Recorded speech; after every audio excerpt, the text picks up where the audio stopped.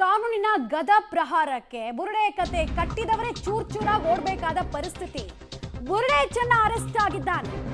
ಬುರುಡೆ ಇದೆ ಶವಗಳನ್ನ ಹೂತ್ ಹಾಕಿದ್ದೀನಿ ಅಂತೆಲ್ಲ ಹೇಳಿದವನು ಅರೆಸ್ಟ್ ಆಗಿದ್ದಾನೆ. ಈಗ ಪ್ರೊಸೀಜರ್ ಪ್ರಕಾರ ಮೆಡಿಕಲ್ ಟೆಸ್ಟ್ಗೆ SIT ಆತನನ್ನ ಕರ್ಕೊಂಡು ಹೋಗಿದೆ. ವೈದ್ಯಕೀಯ ಪರೀಕ್ಷೆ ನಂತರ ಆತನನ್ನ ಕೋರ್ಟ್ಗೆ ಹಾಜರು ಕೂಡ ಪಡಿಸಲಾಗುತ್ತೆ. ಸುಮಾರು 11 ಗಂಟೆ ಅಷ್ಟೊತ್ತಿಗೆ ಹಾಜರುಪಡಿಸಲಾಗುತ್ತೆ ಅನ್ನೋ ನಿರೀಕ್ಷೆ ಇದೆ. ಬಂಡವಾಳ ಬಯಲಾದ್ರೂ ಮಾಸ್ಕ್ ಅನ್ನು ಇನ್ನೂ ಬಿಚ್ತಾ ಇಲ್ಲ ಚೆನ್ನ. ಮುಖ ಆದ್ರೂ ಹೆಂಗ್ ತೋರಿಸ್ತಾನೆ 4 ಜನಕ್ಕೆ, ಅದಕ್ಕೆ ಮಾಸ್ಕ್ ಬಿಚ್ತಾ ಇಲ್ಲ ಅಷ್ಟೇ. ಆಮೇಲೆ ಪಾಳ ದುಡ್ಡು ಕೊಟ್ಟು ಖರೀದಿ ಮಾಡಿರೋ ಮಾಸ್ಕ್ ಅದು. ಇನ್ನೊಂದು ಸ್ವಲ್ಪ ದಿನ ಇಟ್ಕೊಳ್ಳೋಣ, ಇನ್ನೊಂದು ಸ್ವಲ್ಪ ದಿನ ಮಾಸ್ಕ್ ಮ್ಯಾನ್ ಅಂತ ಕರೆಸ್ಕೊಳ್ಳೋಣ ಅಂತ ಚಟ ಇರಬೇಕು ಮೋಸ್ಟ್ಲಿ, ಗೊತ್ತಿಲ್ಲ. ನೀವು ವಿಜುವಲ್ಸನ್ನು ಗಮನಿಸ್ತಾ ಇದ್ದೀರಾ. ಈತ ಯಾರು, ಈತನ ಜಾತಕ ಎಂಥದ್ದು ಅನ್ನೋದನ್ನ ನಿಮ್ಮ ಪಬ್ಲಿಕ್ ಟಿವಿನೇ ಬಯಲು ಮಾಡಿದೆ. ಆದರೂ ಇನ್ನೂ ಮಾಸ್ಕನ್ನು ಆತನೇ ಕಳಿಸೋ ಸಮಯ ಬಂದಿಲ್ಲ. ಕಳಿಸ್ತಾರೆ. SIT ಟೀಮ್ ಇಷ್ಟೇ ಮಾಡಿದೆ ಅಂದಮೇಲೆ ಇದನ್ನು ಮಾಡಲ್ವಾ? ಮಾಡೇ ಮಾಡ್ತಾರೆ. ಮುಖ ಚಹರೆ ಹೇಗಿದೆ ಅನ್ನೋದನ್ನ ನೋಡ್ಕೊಳ್ಳಿ. ಈತನ ಬಗ್ಗೆ ಏನು ಹೊಗಳಿದ್ದೇನು, ಭೀಮನಂತಹ ಕಾಯ ಆತನದ್ದು, ಯಾಕತ್ತ ಒಬ್ಬನೇ ತಗೊಂಡು ಹೋಗಿರಬಾರ್ದು ಅಂತ ವಿತಂಡವಾದ ಮಾಡಿದ ಮೂರ್ಖ ಶಿಖಾಮಣಿಗಳು ಇವತ್ತೆಲ್ಲಿದ್ದೀರಾ ಅನ್ನೋದು ಪ್ರಶ್ನೆ. ನಿಮಗೋಸ್ಕರ ಇಡೀ ರಾಜ್ಯ ಕಾಯ್ತಾ ಇದೆ. ಸುಳ್ಳಿನ ಮೇಲೆ ಸುಳ್ಳು, ಗಂಟೆಗೊಂದು ಲೈವು, ಆಮೇಲೆ ದಿನಕ್ಕೊಂದು AI ಟೂಲನ್ನು ಬಳಸಿ ಸೀರಿಯಲ್ ಕಿಲ್ಲರ್ಸು ಅಂತ ಹೇಳಿ ಸೀರೀಸ್ ಬೇರೆ, ಪಾದಯಾತ್ರೆ ಅಂತೆ, ಹೋರಾಟ ಅಂತೆ. ಅಬ್ಬಬ್ಬಬ್ಬಬ್ಬ ಡೀಟೇಲ್ಸ್ ಕೊಡ್ತಾರೆ ಸುಕ್ಪಾಲ್. ಯೂಶಲಿ ಯಾರೇ ಅಕ್ಯೂಸ್ನ ತಗೊಂಡ್ರು 24 ಗಂಟೆ ಒಳಗಡೆ ಮೆಡಿಕಲ್ ಪ್ರೊಸೀಜರನ್ನು ಮಾಡಬೇಕು. ಈ ಕಥೆನಲ್ಲೂ ಏನು ಭಿನ್ನವಾಗಿಲ್ಲ. ಎಷ್ಟೊತ್ತು ಬೇಕಾಗುತ್ತೆ ಕಂಪ್ಲೀಟ್ ಮೆಡಿಕಲ್ ಪ್ರೊಸೀಜರ್ ಮುಗಿಯೋದಕ್ಕೆ? ಆಮೇಲೆ ಕೋರ್ಟ್ಗೆ ಎಷ್ಟೊತ್ತಿಗೆ ಹಾಜರುಪಡಿಸ್ತಾರೆ ಸುಕ್ಪಾಲ್? ಮಮತಾ, ಈಗ ಸದ್ಯಕ್ಕೆ ಬೆಳ್ತಂಗಡಿಯ ತಾಲೂಕು ಆಸ್ಪತ್ರೆಗೆ ಆತನನ್ನು ಕರ್ತರಲಾಗಿದೆ. ಕರ್ತಂದ ಸಂದರ್ಭದಲ್ಲೂ ನೀವು ಗಮನಿಸಬಹುದು, ಟಿಂಟೆಡ್ ಗ್ಲಾಸಿನ ವಾಹನದಲ್ಲೇ ಕರ್ಕೊಂಡು ಬಂದರು.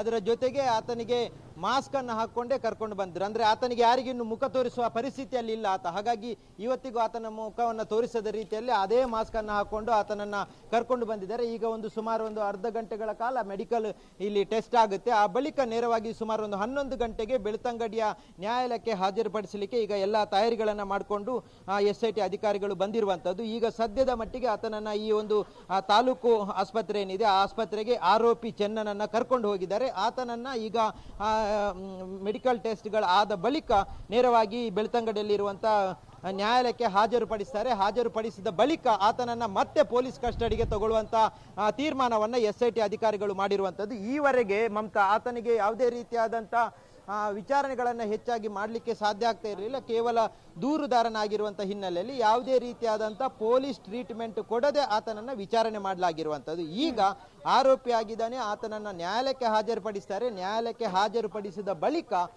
ಆತನನ್ನ ಪೊಲೀಸರು ವಶಕ್ಕೆ ಪಡ್ಕೊಳ್ತಾರೆ. ಆ ಬಳಿಕ ಇದ್ದೇ ಇದೆ ಆತನನ್ನ ಈವರೆಗೆ ಯಾವ ರೀತಿಯಾಗಿ ನಾರ್ಮಲ್ ಆರೋಪಿಗಳನ್ನು ಪೊಲೀಸರ ಭಾಷೆಯಲ್ಲಿ ಬಾಯಿ ಬಿಡಿಸ್ತಾರೆ, ಆ ಭಾಷೆಯಲ್ಲಿ ಬಾಯಿ ಬಿಡಿಸಿ ಇಡೀ ಪ್ರಕರಣಕ್ಕೆ ತಿಲಾಂಜಲಿಯನ್ನು ಹಾಡಲಿಕ್ಕಿದ್ದಾರೆ SIT ಅಧಿಕಾರಿಗಳು. ಬಹಳಷ್ಟು ತಡವಾಯಿತು, ಆದರೂ ತೊಂದರೆ ಇಲ್ಲ. ಈಗ ಇಷ್ಟು ದಿನಗಳ ಕಾಲ ಆತ ಮಣ್ಣು ಅಗಿಸುವಂಥ ಕೆಲಸಗಳನ್ನು SIT ಅಧಿಕಾರಿಗಳಿಂದ ಮಾಡಿಸಿದ್ದಾನೆ. ಈಗ ಎಲ್ಲವನ್ನ ದಾಖಲೆ ಸಮೇತ ಸಾಕ್ಷಿ ಸಮೇತವಾಗಿ ಎಲ್ಲವನ್ನ ಬಹಿರಂಗಪಡಿಸಿರುವಂಥ ಅಧಿಕಾರಿಗಳು ಈಗ ಆತನನ್ನು ಸದ್ಯದ ಮಟ್ಟಿಗೆ ಬಂಧಿಸಿದ್ದಾರೆ. ಬಂಧಿಸಿ ಒದ್ದು ಒಳಗಾಕುವಂಥ ಕೆಲಸಗಳೇನಿದೆ, ಆ ಪ್ರೊಸೀಜರ್ ಇದೆ, ಅದನ್ನೆಲ್ಲವನ್ನ ಈಗ ಸದ್ಯದ ಮಟ್ಟಿಗೆ ಮಾಡ್ತಾ ಇರುವಂಥದ್ದು. ಇನ್ನು ಆತ ಯಾವುದೇ ಕಾರಣಕ್ಕೂ ಇನ್ನು ಬೇರೆ ರೀತಿಯಾಗಿ ತಪ್ಪಿಸಿಕೊಳ್ಳಲಿಕ್ಕೆ ಸಾಧ್ಯ ಇಲ್ಲ ಅನ್ನುವಂಥದ್ದು ಗೊತ್ತಾಗಿದೆ. ಈಗ ಆತನಿಗೆ ಮೆಡಿಕಲ್ ಟೆಸ್ಟ್ ಮಾಡಿ ನ್ಯಾಯಾಲಯಕ್ಕೆ ಹಾಜರುಪಡಿಸಿದ ಬಳಿಕ ಆತನನ್ನ ಮತ್ತೆ ವಶಕ್ಕೆ ಪಡೆದು ಇನ್ನೊಂದಷ್ಟು ಮಾಹಿತಿಗಳನ್ನ ಕಲೆ ಹಾಕಲಿಕ್ಕೆ, ಆತನಿಂದ ಬಾಯಿ ಬಿಡಿಸಲಿಕ್ಕೆ ತಯಾರಿಗಳನ್ನ ಮಾಡ್ಕೊಂಡಿರುವಂತದ್ದು. ಮಮತಾ, ಈಗ ನಡೀತಾ ಇರುವಂತಹ ಬೆಳವಣಿಗೆ ನೋಡ್ತಾ ಇದ್ರೆ ಸಾಕ್ಷಾತ್ ಧರ್ಮಸ್ಥಳದ ಮಂಜುನಾಥನೇ